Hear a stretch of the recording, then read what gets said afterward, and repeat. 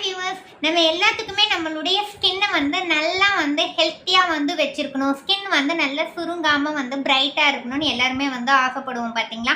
அதுக்கு பார்த்தீங்க அப்படின்னா நம்மளுடைய ஹெர்பல் லைஃப் நியூட்ரிஷனில் வந்து ஸ்கின் பூஸ்டர் வந்து நம்ம வந்து கொடுத்துருக்கோம்.